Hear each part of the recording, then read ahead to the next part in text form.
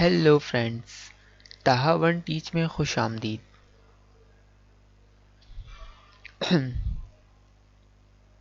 Hello friends, ताहा one teach में खुश आमदीद।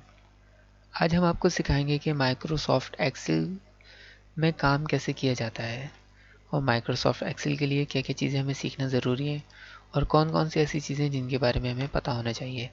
माइक्रोसॉफ्ट एक्सेल डेटा एंट्री के लिए सबसे ज़्यादा यूज़ होता है, तो जो लोग डेटा एंट्री की जॉब करना चाहते हैं या पार्ट टाइम में डेटा एंट्री की जॉब करना चाहते हैं, क्योंकि इसमें बहुत स्कोप है और ऑफ यानी कि पार्ट टाइम में इसकी डिमांड भी बहुत है और इंटरनेशनली इस पे काम होता है, जिसकी वजह से हमें जो पेमेंट वगैरह होती है हमारी वो तकरीबन डॉलर्स में होती है और डॉलर्स के रेट तो जैसे कि मालूम है सबको कि बढ़ते रहते हैं और ये बहुत ही अच्छी स्किल्स है जो इंसान को सीखनी चाहिए।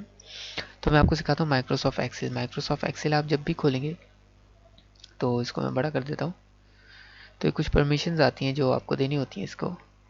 तो आप इसको ऑन करेंगे तो आपके पास ये आती है। इसमें और भी बहुत सारी प्रोफेशनल बिजनेस और हर तरह की चीज़ें आती हैं, ये कैलकुलेटर, ये हर चीज़ें आती हैं, ठीक है। तो आप इनमें चीज़ें ये देख रहे हैं, आप इस तरह कैटेगरीज आती हैं, तो आप इसमें आपको जिस पे काम करना है आप उस पे कर सकते हैं। फ़िलहाल हम बिल्कुल बेसिक्स पे आएंगे कि बिल्कुल स्टार्ट में हमें क्या क्या चाहिए होता है। तो हम बिल्कुल ब्लैंक शीट पे काम करेंगे। तो ये जो शीट है बिल्कुल ब्लैंक है। तो अभी हमने इसके बारे में जानना है कि ये ए बी सी डी जो लिखी हुई है वो क्या है और ये जो 1 2 3 लिखे हुए वो क्या है। और ये आपको जैसे कि शीट नज़र आ रही है, ये आपकी पूरी एक्सेल शीट है। तो जैसे कि ये जो लिखा हुआ है A B C D E F G H, ये जो ए बी सी डी जो ऊपर लिखी हुई है इसको हम कहते हैं रॉ, इसको हम कहते हैं कॉलम। ये जितनी ए बी सी डी है ये सब कॉलम है और ये जो 1 2 3 4 लिखे हुए नंबर हैं ये रॉ हैं। ये हमारी सारी रो हैं, ये हमारे सारे कॉलम हैं। और ये जो हमारे बीच में जो डब्बे हैं ये सेल्स हैं, इनको हम सेल कहते हैं, सेल, CELL, इनको हम कहते हैं सेल, ठीक है। तो अब यह है कि और इन सब सेल, जितने भी सेल हैं ना, इन सब का एक एड्रेस है, यानी कि अगर आपको कभी भी किसी भी कॉलम में जाना हो, किसी भी एक सेल पे जाना हो स्पेसिफिक, यानी आप जब इसको फिल कर देंगे तो आप इस किसी भी एक सेल में कैसे जाएंगे। जैसे कि यहाँ पे आ गया रैंडमली में, इस सेल का नाम है I16, आई का ये कॉलम, सॉरी ये, हाँ सही, ये कॉलम और 16 की रो, तो इसका एड्रेस हो गया I16 जो कि यहाँ लिखा हुआ है, ये आप देख सकते हैं। अब जैसे जो भी क्लिक करेंगे आप यहाँ देखते रहें, ये सब जो है वो चेंज होता जा रहा है। इसकी वजह यह है कि ये आपको एड्रेस बता रहा है। इसको हम कहते हैं फार्मूला बार, ये हमारे बहुत इस्तेमाल होगा, बहुत काम आएगा इसका। इसको हम फार्मूला बार कहते हैं और ये हमारी चीज़ें हैं जो नॉर्मली यूज़ की जाती हैं। जैसे कि हम ये फाइल में आ गए, ये होम है, इसमें होम में कट पेस्ट फार्मूला और ये बाकी सारी चीज़ें। इसी तरह इंसर्ट, आपको कोई चीज़ इसमें इंसर्ट करनी हो तो उसमें ये, जैसे कि आप देख सकते हैं, तस्वीर भी डाल सकते हैं आप, आपको कोई बना बनाया फार्मूला, ऑनलाइन चीज़ें भी जो है वो इसमें आप डाल सकते हैं। वो जैसे जैसे हम आगे जाएंगे तो हम सीखते जाएंगे और ये फार्मूला और ये साइजिंग, ये हर चीज़ जो है ये आप एडजस्ट कर सकते हैं, ये आप आगे जाते जाके सीखते सीखते जाएंगे। तो सबसे पहले हम देखते हैं कि हमें सबसे पहले इसमें क्या काम करना है डेटा एंट्री का।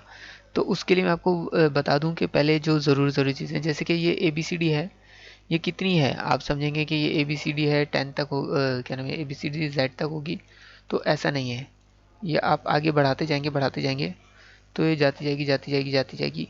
तो ये ए के बाद ख़त्म नहीं होती, जेड आ जाता है तो जेड के बाद ख़त्म नहीं होती, जेड के बाद आता है double A B, A C, A D, और ये जाते रहता है।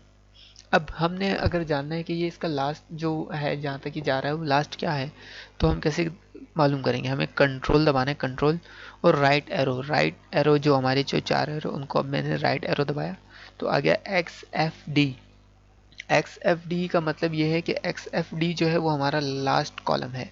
ये जो हमारा कॉलम है ये लास्ट है, इसके बाद कोई कॉलम नहीं है। आप जितना मर्जी है आगे कर ले, नहीं आएगा, ठीक है।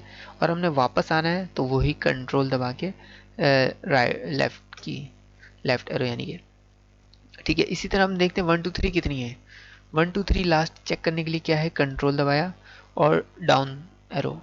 अब आप ये देख सकते हैं जैसे कि आपको नज़र आ रहा होगा, ज़ीरो, ये वो यूनिट 10 100 1000 10 लाख 10 लाख, यानी कि 10,48,576 इसमें कॉलम्स हैं हमारे पास डालने के लिए, और इसको हमने वापस जाना है सेम कंट्रोल अप, ये हम कंट्रोल इसमें आ गए। ठीक है, तो ये बिल्कुल बेसिक है इसके बारे में कि आपको ये पता हो कि इसमें क्या है। इसमें अब जैसे कुछ लिखा हुआ है, ये हमने कुछ लिख दिया, अभी हमें छोटा नज़र आ रहा है, हम इसको जूम इन भी कर सकते हैं, इससे हम जूम कर से देख सकते हैं।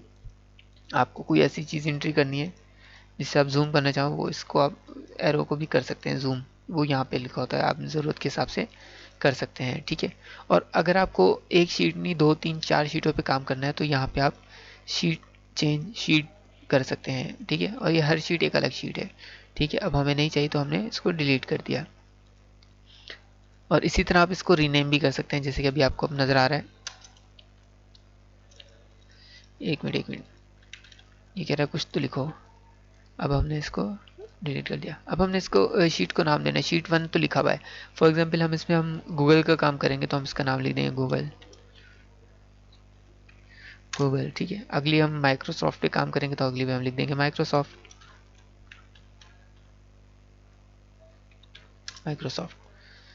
ओह, ये मैंने यहाँ लिख दिया, सॉरी, मैंने शीट में लिखना था, शीट में आके रीनेम। ठीक है, तो इस तरह आप जितना कुछ आपका है वो आप लिखते जाएंगे और करते जाएंगे तो आपका काम चलता जाएगा। अब आप ये देख रहे हैं जूम भी मैंने कर दिया, तो जूम करके आपको बड़ा बड़ा नज़र आ रहा है। आप अपने हिसाब से चीज़ें एडजस्ट कर सकते हैं। ठीक है, तो ये सारी चीज़ें तो आज हम बेसिक ले रहे हैं, और कल इंशाल्लाह हम एक फॉर्म लेंगे जिसको हम बिल्कुल डेटा लेंगे कोई, और उसको बाकायदा तौर पे एंटर करके आपको दिखाएंगे कि डेटा एंट्री करते कैसे हैं, और उसमें बहुत सारे ऐसे